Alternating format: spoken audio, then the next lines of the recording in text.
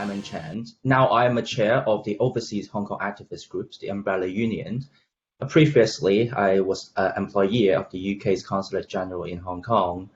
So in the summer of 2019, I was abducted from a Hong Kong high-speed railway station by Chinese State Security Police and taken to Shen Zhen, where I was held for 2 weeks, accused of being a spy for the UK, tortured, and forced to make a thin confession to the charge of the prostitution and treason. So I'm now currently in exile in the UK. I witnessed that a bunch of the Hong Kong protesters have been detained in Shen Zhen. So unfortunately, only one, myself, can speak out, and I'm very worried about their whereabouts of them and whether they have a chance to speak out or they have been threatened to keep silence, or whether they have a chance to be released and back to Hong Kong.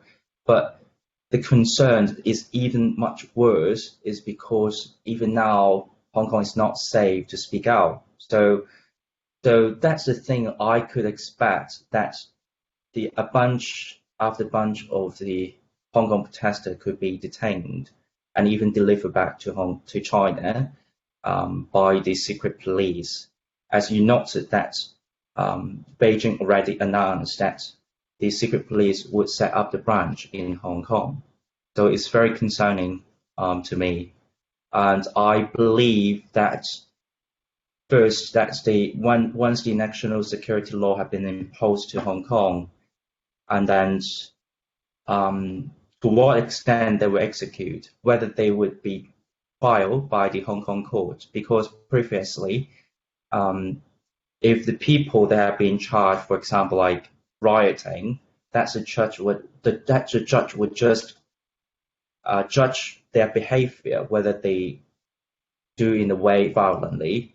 However, they need to also consider about their political opinion, whether they so-called do some subversion or any critical comment about the CCP and the Chinese authorities. That would be the end of the judicial independence, I would say.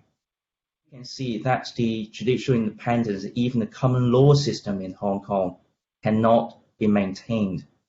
So definitely, that is a very warning signal to the West, and especially to the foreign people, that if they wanted to regard that Hong Kong is still the international financial center based on the rule of law and other human rights protections, that's wrong, that cannot be true anymore. Because the things now happened in Hong Kong that will happen in the other areas and to the world. So I always reiterate that if one country, not only their people, but also the official ideology, educate those people, is that if they only believe in wealth and power, they don't believe in democracy and freedom, then that a natural thing is that they will expand to the world.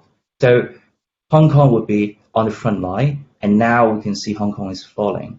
If the international society, including ourselves, just do nothing to help Hong Kong, and then will let this totalitarianism to overspill to Taiwan, to South China Sea, and to Asia, and gradually will come to the UK and to the United States. So that is the things we need to safeguard our universal values to support the Hong Kong people.